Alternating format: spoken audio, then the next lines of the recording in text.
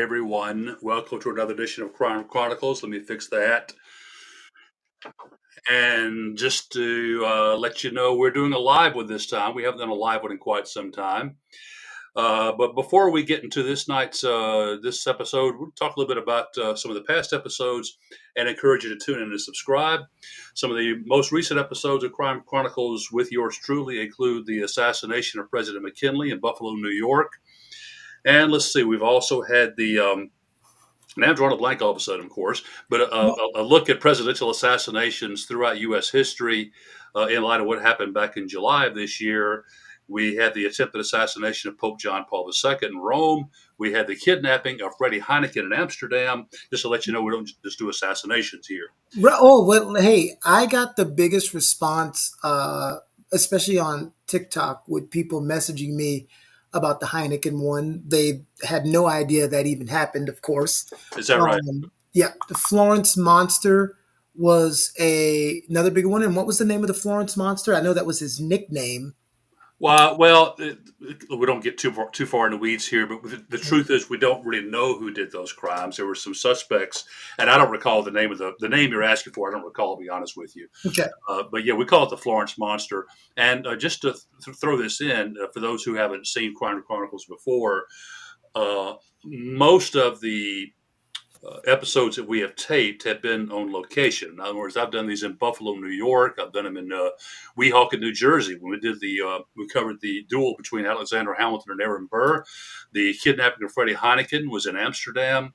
The attempted assassination of the Pope was filmed in Vatican City. And then we have more coming up. We had the In Cold Blood murders filmed on location in Garden City, Kansas. So. Mm-hmm. Yeah, we're taking a break from the normal, the regular routine tonight and going live because we have a special guest who's going to talk about a very interesting case, which I've just familiarized myself with since we've been planning this. But I'll also put one more plug in for myself here before we get going, and that is, please check out my new book that I know you all will. A History of the United States Through High-Profile Assassinations by Mark Jones, put out by Cognella Press. And, of course, like and subscribe to Keone Productions on YouTube and the other, I'm not sure what the other formats are. You mentioned TikTok a while ago, but I don't know. It's YouTube is the one we really, really want you to subscribe to. And join if you can. It helps the channel. But if you're looking on Facebook, it's Keone TV. On Twitch, it's Keone Productions TV. And then on TikTok, it's Keone Productions. So it's Keone Productions on most of them except for Facebook and Twitch. But one of the reasons why we also have Ian on today is because Ian is an actor. People who know me know I coach actors. He's an actor that I coached a couple years ago. And so I thought it was fascinating that he got to audition for a part in this role because I'm a big watcher, as Mark knows, of Forensic Files and things like that. So I always love and think about the people who do the reenactments of the actual people. Sometimes it's hit and miss. Sometimes you see the actual person and the person reenacted is like, that guy looks nothing like the person. And sometimes they get it spot on. I guess it depends on how long you want to search and what's in the budget, right? Don't ask me. No, I just want you just probably just, right. You know. So without further ado, we're going to break this down into two parts. First, we're going to talk about the case. We're going to talk about the things that happened in the case, and then Ian will chime in about things that happened on the show and we can talk about the show because the episode has already aired. We'll tell you what season and what episode, and then we'll talk about, for those of you who are in entertainment and wondering how you prepare when you get such a part like that. So without further ado, we'll bring Ian on, and then he can go ahead and introduce himself. How you doing, Ian? Hi, Ian. Everybody. How we doing tonight? What a crowd. Oh, control the applause. Thank you. That's tough, I'll tell you. Hey, guys. I'm okay last week with rough. I'm okay now. Last week I was in rough shape, you know. Oh, man. Take it away, Ian. I'm Ian Hutchinson. I've been acting for a couple of years now. I was trained by the best. He's right there talking to us off stage. That's not me. That's why I said off stage. No, I'm kidding. I got got the bug. I've always been a movie buff. I always had an itch to try it. So once I retired from the military, I wasn't doing nothing else. So I said I'd give it a go. And I think I had a pretty good knack for it. And I think John saw something in me. He still hasn't told me what that was, but he keeps working with me, so it must be all right. Uh, Mark But says yeah, this. real Mark happy to says be the here. same. I'm a big fan of like the crime shows, you know, I think the last 24 or last 48 hours, I really enjoy that show. I've always just had a thing about police work and detective work. I always thought I would have made a really good detective, but I know I was at least okay enough to play one on TV, I guess. Yeah, let me ask you this. You said you retired military. Did you say what branch? I'm sorry. Did you I did mention? not. I was in the Army I for mean, 25 years. I oh, retired back in 2020. I know you probably had more than one job in the Army, but what was your specialty, I especially in was the an Army? intel specialist the entire time. I started off as a private. I worked all the way up to sergeant major, but I stayed in the intel community. But the neat thing about that is there's different jobs to do. There's analyst, which is what I was to begin with, and then I kind of moved into the specialty fields when I worked with some of the higher profile organizations. I got to work with interrogations and counter intel. I think the probably the most high profile job my company got to do counter terrorism security for the 2004 Olympics in Athens. So I got to spend 6 months in Athens, Greece, before and a little bit after the Olympics, prepping and doing all the work for that because they were really worried that maybe a terrorism attack might happen when they go back to the birthplace of the Olympics Of for the course. first Yeah. time. So you had to work with CID. I mean CID a lot. I know it as CID. It's I was working with an I don't know if he was Intel. You know, I once you retire and the years go by, you forget more than you can remember, right? You start losing your acronyms, and it's sad. Yeah, Right. But I did. I worked with CID. That's the He, Criminal Investigations Division. right. I did work with them on pretty regular basis.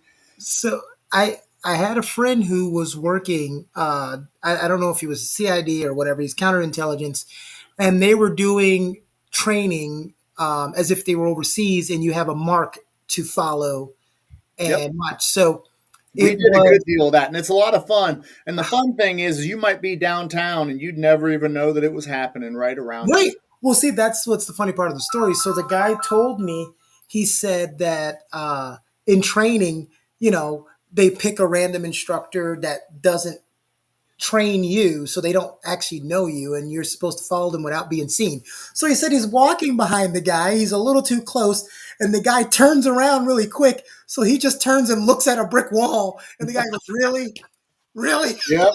Well, So, the sad thing is somebody's watching you, and you're going to get feedback on that later. so the guy was like, he just turned and looked at a wall. And so his first mission, he went over to Germany, and he's supposed to actually uh, follow someone in the army who was doing something they weren't supposed to be doing. And so Hmm. the first night he got relieved, he went to the bar. Guess who comes and sits next to him at the bar? The guy he's supposed to be following. So he's trying not to have an awkward conversation. Then that guy got sent to Afghanistan to do something. So he had to get on a plane and go to Afghanistan. So it was like, I'm not telling the whole story, but it's Hmm. just like, man, just like in the movies, it's crazy. It's like your That's right. first mark, and the guy comes and sits next to you at the bar You and just never talks know. conversation. Yep. Now, I got to do some of that. It's a lot of fun. It could be really interesting. Mhm. Nobody realizes the boring parts of it, all the paperwork and making sure your stuff is accurate. Everybody remembers the cool and exciting things. Yeah, that's true. It's more paperwork and boring than it is movie excitement, correct? That's true. All right, awesome. Mark, did you freeze? Oh, I think Mark froze, so we're just gonna Might keep have. I thought he was just intent on our conversation. I, I thought he was having an intense moment as well. All right, so what? So let's just talk about this until Mark gets on here because I Okay. really like for him to talk about the case because you know he's professor of criminology, Okay. Yep. and you know it's his show that he talks more about the crime. So I want to talk about it from the aspect of when you went and auditioned, or let's just walk it through the beginning. You saw this part, and what made you want to audition for it? So I saw this part. I would go through the casting calls. I'd see the ones that I thought fit me. I saw it, said as a detective that explained that they were looking for somebody that I thought I fit the bill pretty well. I sent my submission in, And I got an email back saying, "Hey, we'd like to cast you on this." And you might remember, but I started emailing you like, "Is this legit?" And you said, "What the heck is your problem? Why are you worried about it? I mean, if they want to cast you, take the job." And I was like, Oh "Okay." wait, I remember you emailed me because you said, and Mark, we were you froze a little bit, so we just started the acting part because I didn't want to get into the case without you here because you're the expert. Um, Okay. so Can you hear me now? yeah, Yes, I we can can. hear you now. So the thing, as I remember that email, what happened was you said, "Hey, I'm concerned they're not giving me a lot of information." I said, "But That's what does the right. email Yeah. say?" So Mark, what happened was he saw this part to play Detective Cap in this in Crime Nation, and so he calls me and he says, "Hey, I'm worried about this audition because they didn't give me a lot of information. Is it real?" I said, "Well, what did they say?" So he reads the email and it says something to the effect of, "Hey, we really think you'd be a good for this part. Please let us know if you're interested and we'll fill you in on the details." So I'm like, "Ian, tell them you're interested so they can give you the damn I details." was trying to talk my way out of that gig before I even got it. So he got it off Casting Depot. He got the details, and then you take over from there. What happened? So I saw that they were filming up in the DC area, and I Mhm. was like, I can get up there. I was living down in North Carolina at the time, but I was like, you know what? I've got family around there. I've got people I can stay with. It was supposed to be for 2 days, and then they ended up shorting it, and I only worked for 1 day on this. So the commute would have been a bear if I didn't have somewhere to stay. They weren't, and they put out all the basic stuff. They weren't paying for my lodging. They weren't giving out per diem. It was a flat rate pay per day and I was like, okay, I can stay with my dad, spend some time with him, go down, do the shoot, and then go back up, hang out with my dad for a couple of days, and then go back down to North Carolina. So I did. The thing that really, and we'll get into that part of the thing, but the thing that really intrigued me, and this is kind of a funny part about the shoot, was it's supposed to be in spring break at Myrtle Beach. We filmed it in central Maryland, and it was snowing. And I was like, I don't know how in the world they're gonna, sort this out and tell this story. But the miracles of post production, you would never know we were shooting up in Maryland in a snowstorm, a spring break shooting. I felt worse for one of the guys. He had to do a shot in a tank top and board shorts, and he was shaking. I'll tell you that much. That's all I can say. It was cold. So when you get that part, right? Hmm. And what happened? I don't know. He's having some connection issues. You, so when you get that part and it says you're going to play Detective Cap, you got the part. You're going to be on the episode. What's your process? Like, what is your first process? Did you read up on the case first? I did. Mhm. They told me what it was going to be pertaining to. I read up on the murder of Brittanee Drexel, and I did as much research on that as I using the internet. I did as much research as I could on that. I did research on Detective Chuck Cap just to find out, what I could find. I didn't find a whole lot on him, but I found some. And then they sent me boards as well. So I memorized a bunch of lines and then got there and found out that it was a non speaking part. But I had those lines locked in. They do a narration for that show. So Mhm. it was a non speaking part, but I thought it was gonna they never told me it wasn't gonna be a speaking part. So Well, I they had will. They'll prep. do that sometimes. They'll give you the lines. I've seen that in reenactments. Yep. You'll have those lines, and sometimes the lines get in, and sometimes they won't, and they'll just put the narration. And sometimes they film it both ways, but for you, they just put the narrations in. But did you have to? Because sometimes I see them mouthing the lines. I did. In some Yeah. scenes, there was a scene where me and the other detective are going over the evidence that we have, and what are we talking about? I'm not going to say, but Mhm. it wasn't the investigation on screen. They told us just to talk. Yeah. So we're going over these things, and we're kind of trying to cross reference and such. But we were talking about football teams and every other thing you could think of, what they were going to bring us for lunch, you name it. But they said all it had to do was look official. But there was one, I was on the computer. I'm typing. They're like, you don't have to really type. And then I'm sitting there at the computer, like, okay, this time really type, because you can't just hunt and peck this time, because it's actually going to zoom in on the screen. And Yeah, so because they're doing the different shots, and a lot of people that's that right. haven't been on set don't understand. They will do different shots from different angles. Because I've done reenactments before, and you just have a conversation. But hey, you're wearing the clothing, and you could be talking about ice cream flavors. That's right. Your face and your body makes it apparent that you're talking about the actual case, even That's though the right. words that are coming out of your mouth are not coming out about the actual case. Yep. What was the what was your sense of nervousness like? So getting there, I was pretty nervous. So of course I got there. I'm a show up early kind of guy, because I just think it's a way to be better prepared just in case there's a change in the schedule.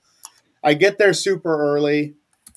It was while they were requiring COVID tests and everything. I was like, okay, here's one more reason I won't get this thing, is watch me fail this COVID test, but I passed it. I was nervous to get in. They had rented an entire building, and they had different areas set up for the different scenes. And then they basically walked us up, stuck us in the green room, I'll say, or not, well, just in the back room. And we sat there and talked for the majority of the day, got to know the other guys that were playing the other parts. But I wouldn't say I was nervous, because I just felt like I had done the preparation for it. And I felt like whatever they asked, and I'm pretty good at following directions, whatever they were going to ask me, I think I was going to be able to do. So I wasn't nervous. I was more excited, and I was more interested, because I had never been on set before. So I really wanted to see the process and find out how much of it was actually like I thought it was going to be, and how much of it was different than what I wasn't expecting. And there was quite a bit of both. So it was really an interesting and exciting time. Mark, if you're back, we can't see you. Mark, if you're back, Now, can you hear me? I know you can't see me, but oh, We can hear you. I can't see you, but I can hear you. But I'll be glad to put you on now that we can hear you. Go ahead and say something. Okay, all right, that'll work. So we're basically just covering. I'm sorry, Ian. Why have they been calling you Ethan lately? I don't know. It's my son's name, so I always kind of answer to it anyway. So I don't know why I keep calling you Ethan. So we basically talked about him going ahead and reading up on the case about Brittanee Drexel. So, Mark, if you want to kind of give us a snapshot of what the case was about.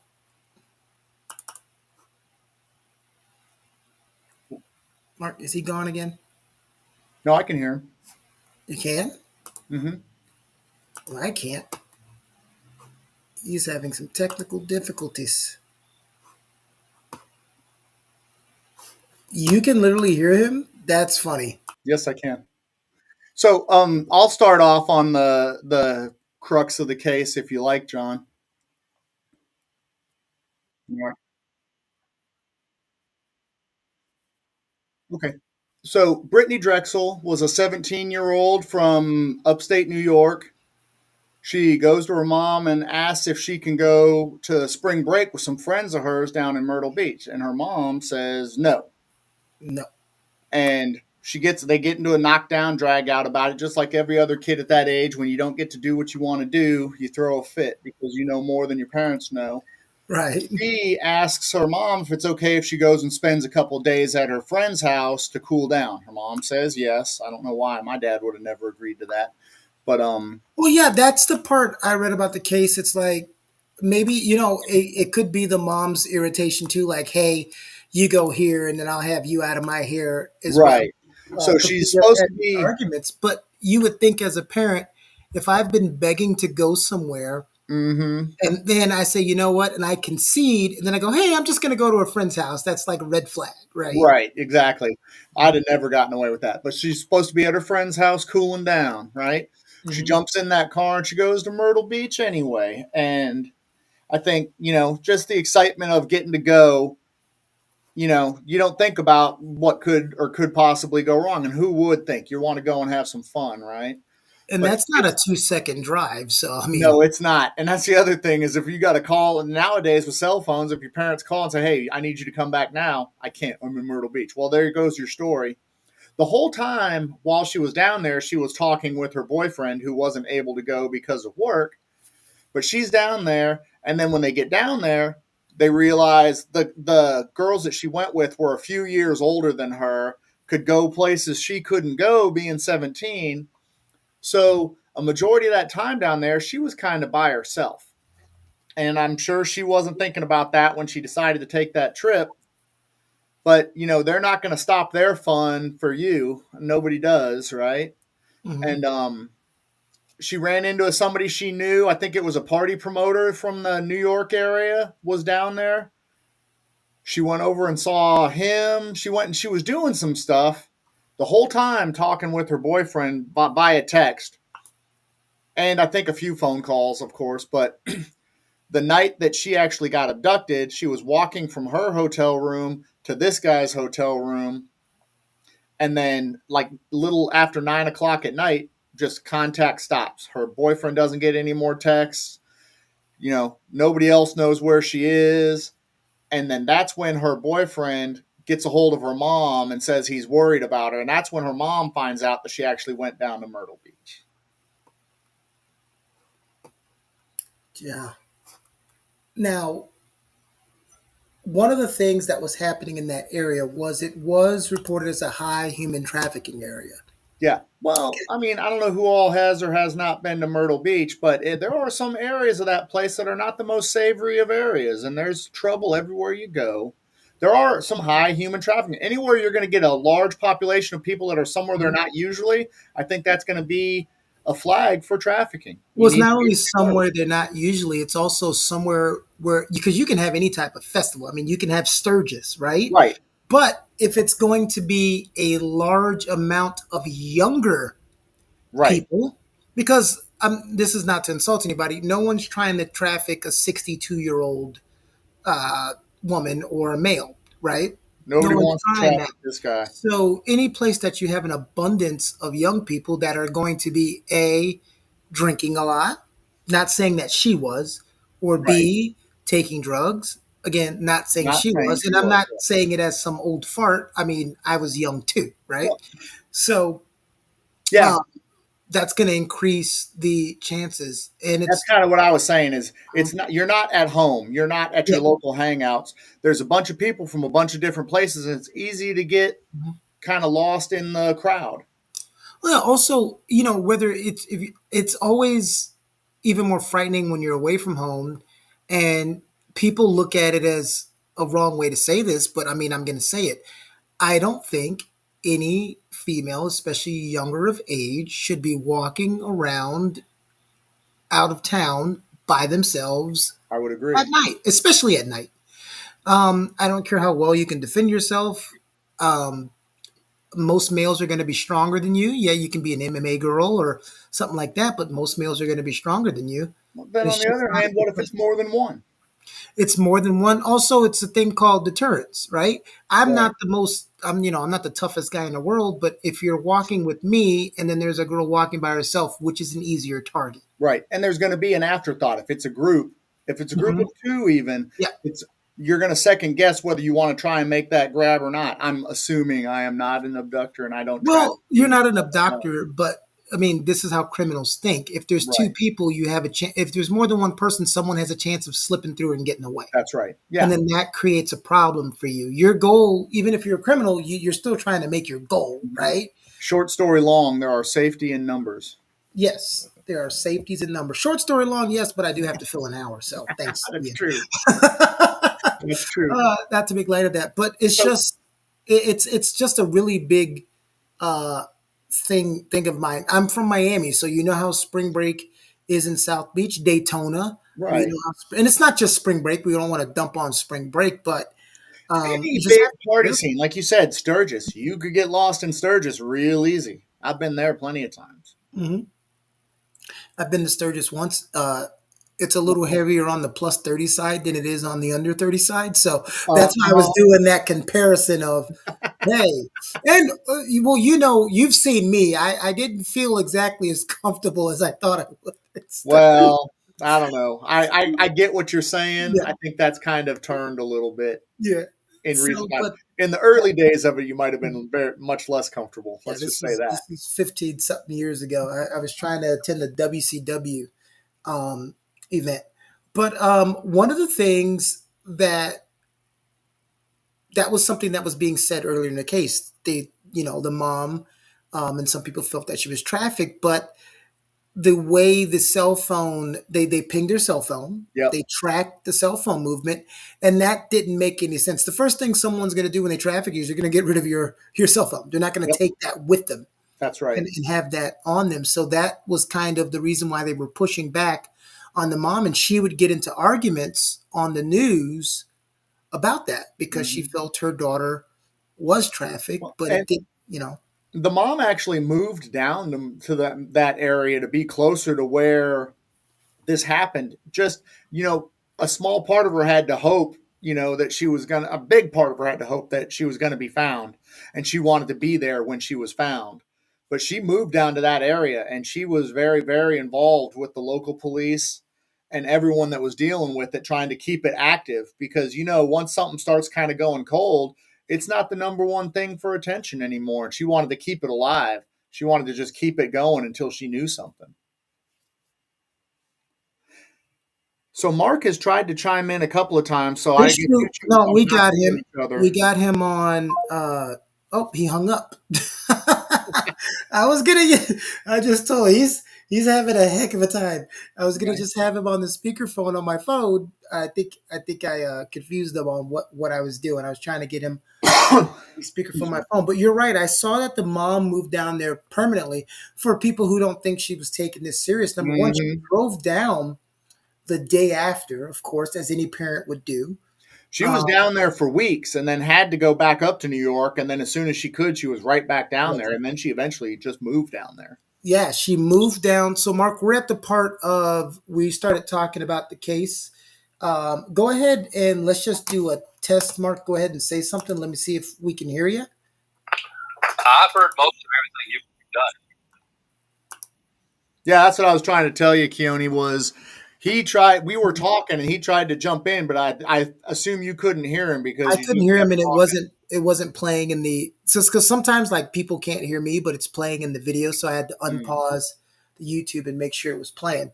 But we're at the part, Mark, where we were just talking about one of the mom of Brittany was adamant about her daughter was trafficked, and the police were pushing back against that because, as I was saying to Ian, they had they had tracked her cell phone and pinged on the towers, and it was leading on a 60-mile journey south of Myrtle Beach, which if you're being trafficked, the first thing they do is throw away your communication devices. Like they get rid of them.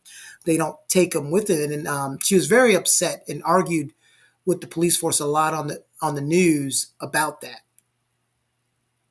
Well, but it's understandable though that paying the phone, even though you're probably right, because what if she's not being trafficked? What if she is, somewhere or what have you? So I don't really blame the cops for that, but I think. But I understand that, and again, Ian can probably address this better than I can. I understand the hesitation on the part of police officers because reports of trafficking are so rampant nowadays. Mm-hmm. There's so much so-called awareness of it to where there's a phobia about it, like the child molester next door type of thing. So, Right. and it turned out, Ian, that she really was not trafficked. Right. She had been murdered, unfortunately, tragically. Yes. Well, I think the police didn't just brush it off. They did the due diligence on that, but it just her no, cell phone movements just kind of said that was a non-issue. Well, yeah, that's what I'm saying. They did Yeah. their diligence. That's why they were pushing back on that notion. Because one thing that's hard for the police is, you're going to get a ton of leads, and Yep. you cannot take any lead lightly, even if it sounds ridiculous, right? You can't take any lead lightly. So, but you have to start a process of elimination. Yep. To Well, get, and they get into that in the episode. Actually, their first lead that they were really kind of clinging to was a dead end because they followed that cell phone pattern where they pinged it and found a gentleman that had a record, had a history of, I won't say like person trafficking, but had a background that he might have fit the bill of this. and they dug into him pretty deep, and then they realized that it wasn't the guy. Now, Mark, I have a question because I always get this wrong. You're not a professor of criminology. You're a professor of. Oh, we do both. Oh, okay. But what's the actual title? Because I always mess it up. Our department is called Criminal Justice and Criminology. It's a bit, I don't really, we could go into an argument about what the terms mean, but it's the same. It's very similar things. Okay. So the question I want to ask you is, when something like this happens, right? When you have someone, because doing what you do, you have to sort of somewhat think like a criminal and get into the mind of a criminal, correct? Yeah, I suppose so, yeah. Okay.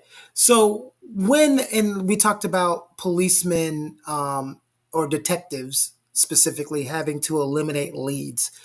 What's like the area that you go to in these type of cases? Because we've seen back in the day that it used to have a certain amount of time that you could report someone missing. Some places it was 24 hours, some places it was more than that.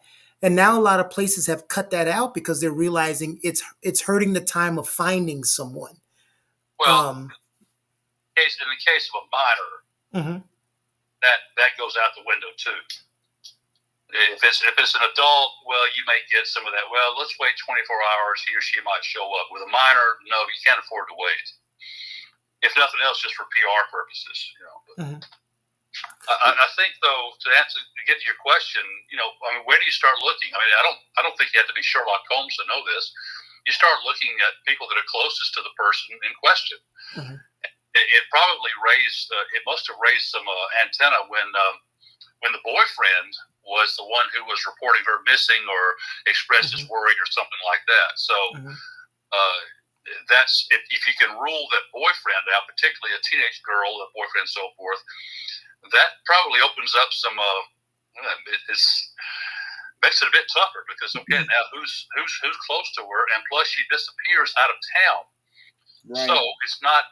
It doesn't appear to be anyone that she knows. If she lives in New York, but she disappears in South Carolina. So it probably makes the job of finding someone in a situation like that much more difficult than it might be had she disappeared in her hometown. Right. Well, remember now in the story, she was walking from her hotel 1.5 miles by herself to this other hotel to meet that club promoter gentleman that she knew. And they dug into him a little bit too. And then they realized they could check the hotel footage. They found some footage of her walking along the way, but they had footage of her walking in and walking out of there. So that guy, he got checked out, right? But they asked him, and they really drilled down on that fella.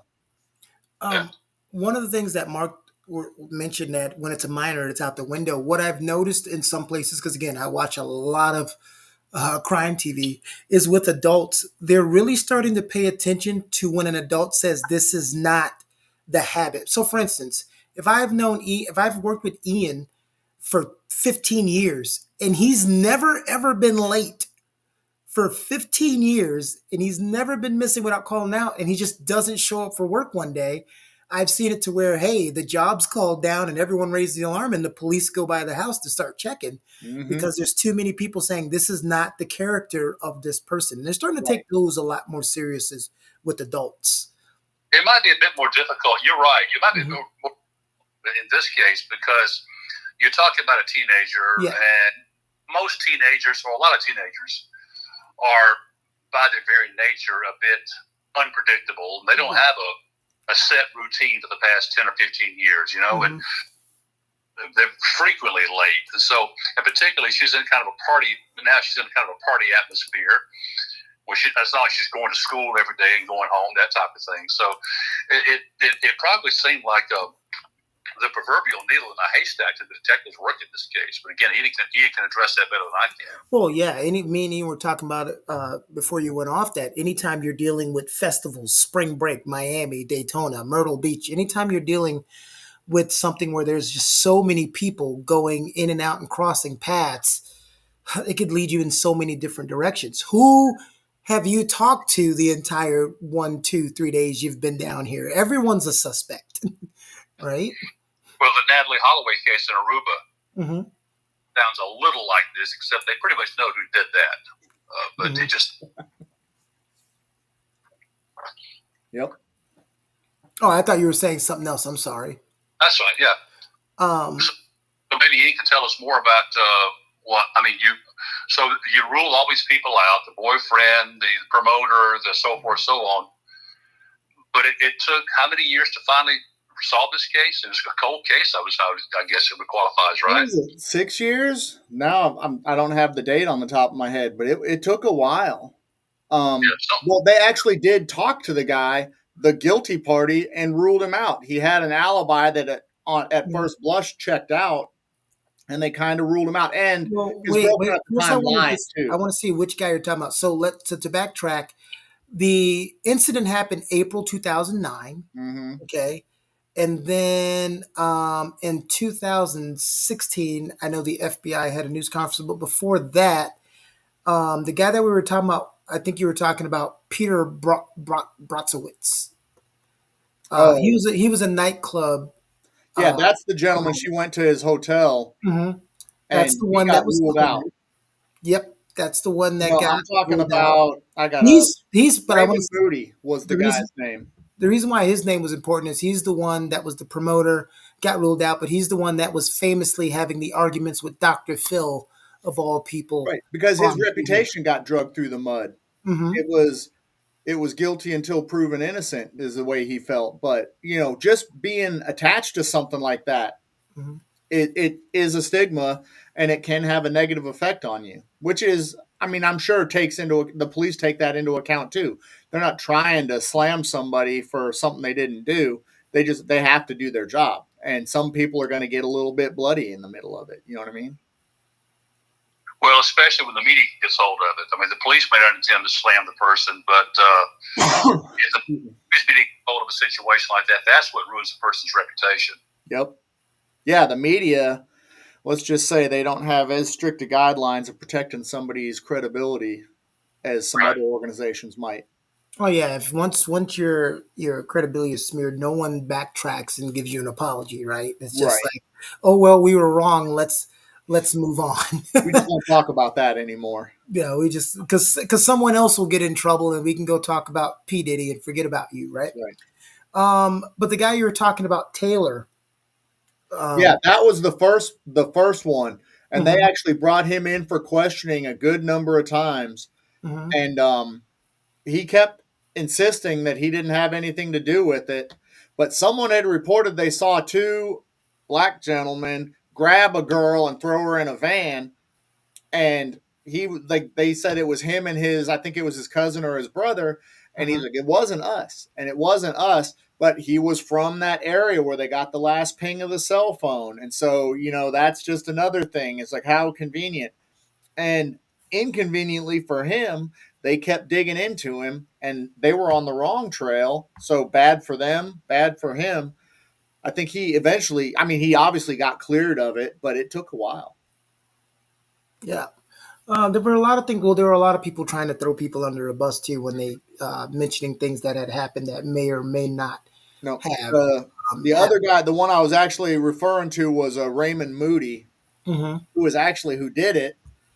They questioned him, kind of cleared him. They made him not their number one guy, but it just came out a little bit ago, even that his girlfriend at the time lied for him, and then she had just recently, and I think it's within the last few months, just admitted that she was lying to the police about it.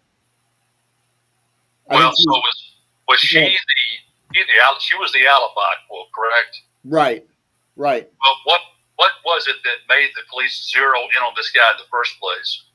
He had a history of that. He was near the location where the body was found. Mm-hmm. So when they find a body somewhere, they always look. Because what do they say? A lot of criminals commit crimes within what's the radius mark? 2 or 5 miles from. Oh, I was going to ask. You said he was in the area. I was going to ask what you meant. Did that mean he lived in the area, or he was visiting the area, or what? Yes, he lived in the area where the body was found.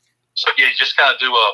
Well, I guess you can do it yourself now. Go Mhm. see sex offenders living in a certain radius. Yep. Go check them. They have to report.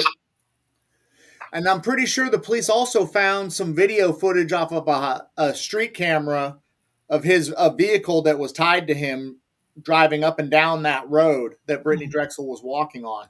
Yeah, they found they're right. They found video of him drive, but you know what a good lawyer would say without evidence. There's a lot of other cars that drove up and down That's that right. road, even though he's one of the cars that was in the that lived near the area of where the body was found. A lot of people will be like, "Well, that kind of sucks." Well, it doesn't suck if you're actually innocent.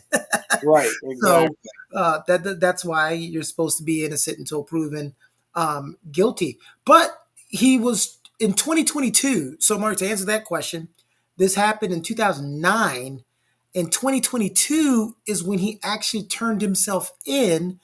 But if I remember correctly, he wasn't turning himself in for that crime. He was turning himself in for something else. I was going to ask why did he do that? Why did he turn himself in? Because I read that. Hold on, let me find it. Oh, right here. He turned himself into the Georgetown County Sheriff's Office on the basis of an obstruction of justice charge. Um, you know, sometimes when they catch a criminal for something else because they got hooked up about something else, and at the time his DNA was probably not in the database and all these things, which he was a sex offender, so I don't understand why it wasn't, but I don't see that part in there. But they when they found the humans where the human remains were located, buried in the woods off a gated private drive outside of Georgetown, about 4 feet into the ground, they were identified as Drexel's through DNA and dental records. The arrest warrant alleged that Drexel had been strangled and then buried by the morning of April 26, 2009. Moody was arrested again and charged with murder, kidnapping, and first-degree criminal sexual misconduct, all alleged to have occurred on the day of Drexel's disappearance on October 19th. Moody pleaded guilty to all charges, so he didn't plead not guilty or no contest or anything like that. Guilty of all charges and was subsequently sentenced to life in prison with the additional 2 consecutive terms of 30 years. So basically, he's never getting out of jail. Right. He's 62 years old. This guy was a registered sex offender and had a past. What do you know anything about what his past was? Was it anything horrendous like a rape or child molestation, or since he was a sex offender, it must have been something pretty serious? But you know what the past was? This has been a little while since I did a lot of research on it. I think it was sex offense and child molestation. I don't know if there was a previous murder or not. But yeah, I know that there was sex offenses previous. That's what he was registered for that stuff. And about how old was this guy at the time? Well, approximately. 13 years. I think He was 62. Now, don't judge me on math, but if he was 62 in 2022, and this happened in 2009. Late 40s? He was in his what? Late 40s? Yeah, late 40s. Mm-hmm. Well, one thing that intrigues me in a perverse way is, this guy's never been an angel, apparently, and no doubt had a probably traumatic childhood himself and probably was abused himself. But I wonder, a guy reaches that age, and what makes him finally snap and actually kill some kid, as opposed to, molesting is bad enough. But at 46? You're talking about at the age that he was, late 40s? Yeah. Well, it's one of two things. Just like with anything, it's the progression. Like, a serial killer starts out not, killing someone right off bat. It starts with maybe torturing animals and insects, then, kidnapping, then, assault, and then it starts to get, higher and higher. The dopamine needs more, right? Mm-hmm. Then it can also be a thing that we have people that get busted at things at a late age, but they don't necessarily admit or tell you about things they may have done that they didn't get caught for. There's a lot of people in jail for a crime, but they've committed others. How many unsolved murders are out there? So we don't know what else he could have done. He could have progressed early in that. We'll never know if he's not telling. And he might have just realized, hey, maybe I'll have a better chance of getting away with this if they never find a body. Yeah. Well, maybe she resisted, screamed. I don't know. Yeah, she could have put up a fight. Maybe something went south. Yeah. Yeah, so like Mark, I now it makes more sense what you're saying. Like, you've never gone that drastic, but maybe no one's ever fought back that hard the way she fought or did what she did, because we will never know. But that panic mode. A lot of times you hear people when they commit murder, they literally panicked. They panicked and grabbed a person and choked them, or they pushed them and they hit their head on something, and now you're screwed. That's not excusing it, but that panic mode when you haven't done those things, will get you. Yep. Well, what's equally unfathomable to me is, maybe you know something here, is was it the girlfriend or wife, but the girlfriend alibi for the guy. I mean, I can't think of any woman that's ever loved me to that point. she would do that for me. Don't give up, Mark. She's out there. That is crazy. There are some things that the person you love can do that you can't. I mean, jeez.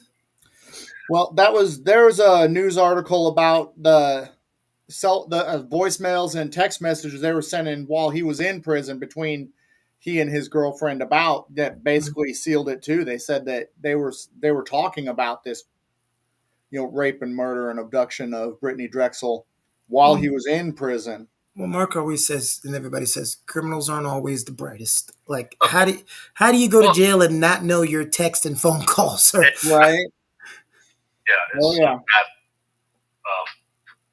But like you say, getting inside the mind, getting inside the mind of someone else, and like that in so many ways is difficult.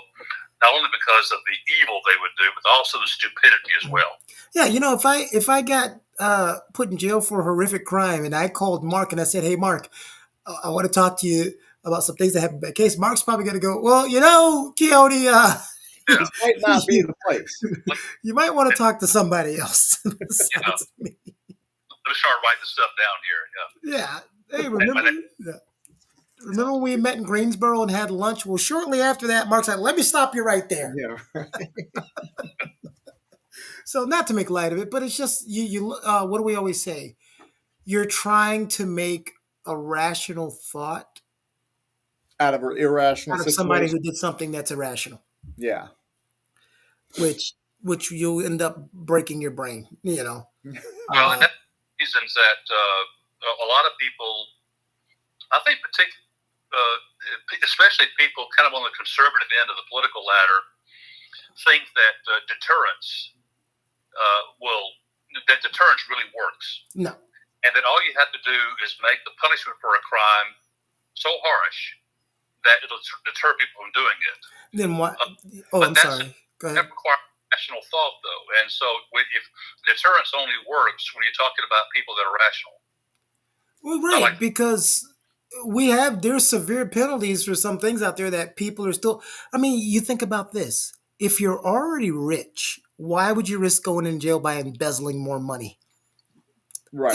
So it's the fix. They're not thinking about getting caught. Nobody goes into those things thinking, well, what am I going to do when I get caught? They think they're going to get away with it forever. It's such a crazy thing. But Mark's saying about the deterrence. We have deterrence, and life in prison doesn't seem to stop people from doing certain things. Look at how much jail time you used to get back in the day for smoking marijuana, and it didn't stop anybody from doing prohibition. Yeah. There were strong penalties for that, right, Mark? Right. No, I'm not saying that as Mark lived in prohibition. That's not what I was. Ian laughed. That's not what I was saying. Number one. Well, no, what I was saying is those deterrents are only a worry if you get caught. And I don't think any of these guys think they're going to get caught. That's only for the people that are going to get caught. And every one of them is a criminal mastermind that's never going to get caught until they do. Well, I recall a scene from one of my favorite movies is Goodfellas. And when Karen Hill has a very conversation with Henry Hill, and he says, "Don't worry, I'm not going to get caught. I know what I'm doing." Yeah. You know who goes to get caught? Yeah. He said they want to go to prison to get away from their spouse. Yeah. Well, I have sometimes the deterrents aren't directed at the correct people. One of the things as being a survivor of what I'm about to talk about is, I mentioned this to Mark before. I never mentioned this to you, Ian. I used to hate that show, To Catch a Predator. I used to hate it. And all people go, "How could you hate that show? It's catching," and that's not why I hated it. It gave the false sense that all of these weird people on the internet were the ones who were going to come and do things to your daughter or your child, where most of them, they're too scared to even do it, but they are the ones that do it. Most molestation cases come from family members and Right. friends of the family. Right. And people stop looking at those people. They're not paying attention to Uncle Tommy and Aunt Betty. They're looking for the weird guy on the internet 3 states over. Right. Just makes Um, it that much easier for the people that are close by that could actually that it might happen. yeah, so sometimes our focus just gets turned another way. Yes, those people, strangers, are a danger. Of course, it's always going to be that way. But as we know, and Mark, you can tell me if I'm wrong, most crimes that are committed towards people, whether it's molestation, assault, or murder, is usually by someone they know. Absolutely. Well, that's one reason I'm not a fan of sex offender notification laws or sex offender zoning restrictions or Megan's laws and things like that, because it is crime control theater. They focus on the exceptional case, that ultimate nightmare, every parent's worst nightmare. But when in fact most sex offenses or offenses against children occur inside the home or the home of someone that's a relative or a close friend. And we also forget, I think this is one of the great hidden figures in a lot of cases, is that a lot of child sex offenders are other children as well. I mean, a person who's a sex offender does not wait till they're 18 years old to start doing this stuff. Yeah. They're doing Yeah, they can be a 16-year-old that's doing something they're not supposed to do appropriately with an 11-year-old. You know, or a 12-year-old and an 8-year-old. Mm-hmm. I read a book some time back about a Major League Baseball pitcher that had that kind of experience with a babysitter. Mm-hmm. But it makes the kind of case that he was involved in here. I don't know that he was involved in, but it makes it that much more difficult because it doesn't fit those patterns. This really was the bogey man from the bushes. Yeah, because back in the day, what was it, Mark? Always watch out for the guy with the white van, and now it's watch out for the guy on the internet. Again, that's not us absolving, because someone's gonna. This is why this episode I'm not doing clips, because the clip will never come out right.